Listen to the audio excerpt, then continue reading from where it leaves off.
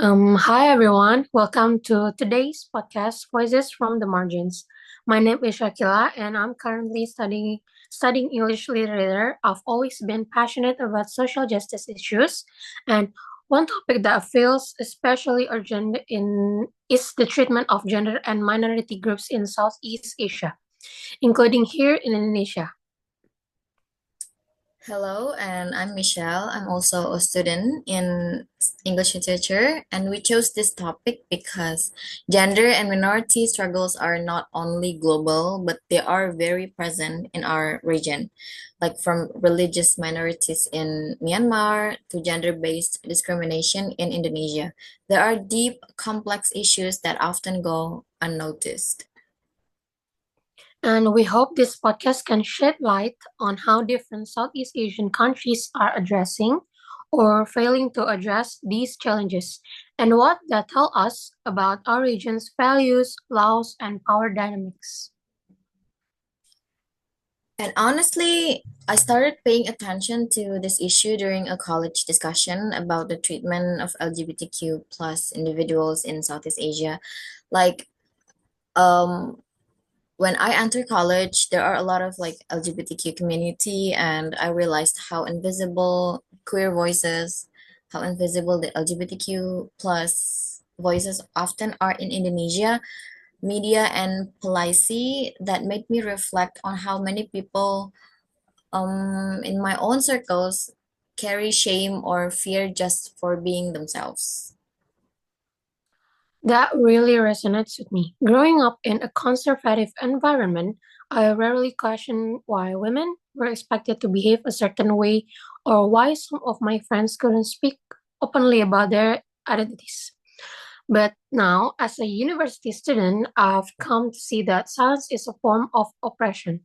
Our personal experiences reflect broader system of inequality.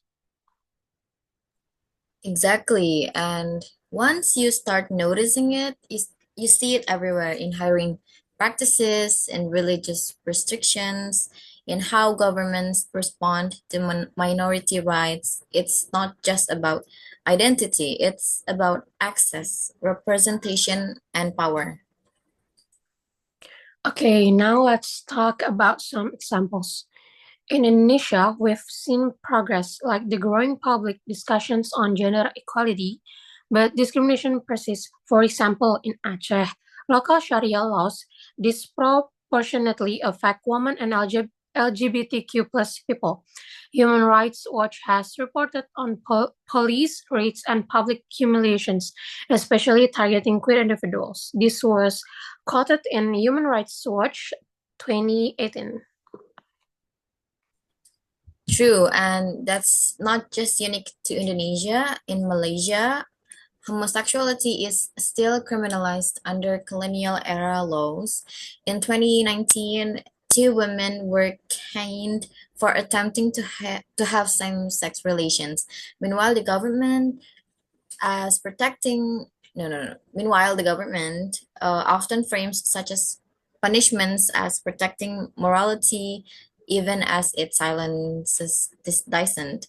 A study by Abdul Hamid in 2020 in the Journal of Human Rights of and Peace Studies explores how Malaysian law intersects with Islamic morality and affects gender minorities. Now compare that to Thailand, where the situation looked more progressive, at least on the surface. The country is famous for its transgender visibility, but that doesn't mean full rights. Trans women can change their legal gender, and discrimination in employment and healthcare remains rampant. Um, Says in winter 2011, in the International Journal of Transgenderism discusses how transgender individuals experience legal invisibility despite social visibility. And let's not forget about Myanmar, where ethnic and religious minorities, especially the Rohingya, face systemic violence and displacement. Gender and minority status intersect here.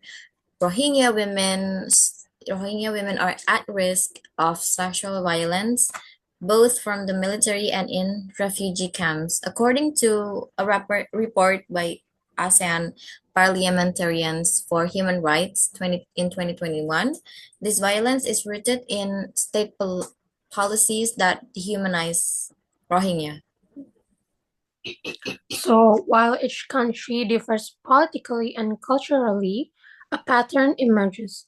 Minority identities are often treated as threats, either to national security, religion, or traditional values. This makes it easy for governments to justify surveillance, exclusions, or even violence. And what's worrying is that these policies often enjoy public support because of long-standing cultural norms. That's why feminist theory and minority rights advocacy are essential, not just in law, but in education and everyday awareness. So, to wrap up, we've seen that Southeast Asia is a diverse region. But when it comes to gender and minority rights, the challenges are strikingly similar: legal barriers, cultural stigma, and political silence. So our hope is that by understanding these issues, we can push for more inclusive policies and empower marginalized voices. If we want to build a truly democratic Southeast Asia, we need to ask ourselves whose voices are we still living out? Thanks for tuning in. Let's keep learning, unlearning, and advocating because equality is not a trend, it's a commitment. Thank you. Bye bye.